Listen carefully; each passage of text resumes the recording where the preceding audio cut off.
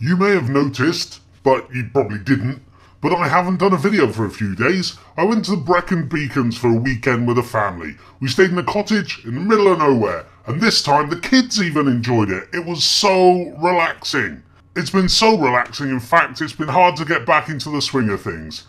Anyway, let's try. So, David Cameron has now completed his reshuffle, with only 9 months to go until a general election.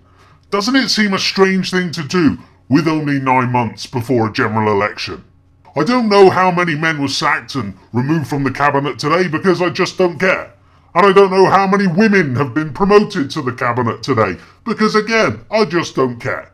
But I will say this, by removing old white men and replacing them with younger women, Cameron has treated every single person in this country with complete and utter patronising contempt, if there is such a double meaning.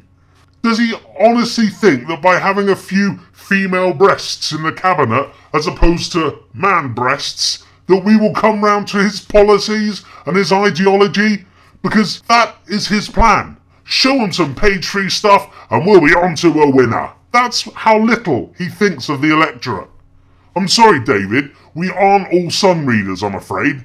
We know that the ministers have very little to do with policy making. It's the same old paedophile men behind the scenes who have always made policy, who will continue to make policy. It's the paedophile men behind the scenes that you never hear of and you never speak of. Not the ministers that make policy, the paedophile men behind the scenes.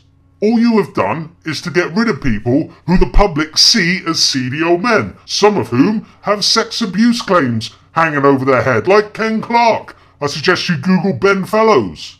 And you've replaced them with younger, eager women who will toe the line to the end of the world to get on your good side. It's embarrassing. It will be embarrassing seeing these dolly birds suck up to Cameron and defend the indefensible because they want to go along to get along. Every one of these women will sell their constituents down the river if asked to by David Cameron now that they're special and they're in the cabinet. These hyenas will be baying for blood after the next false flag that happens. Just wait and see.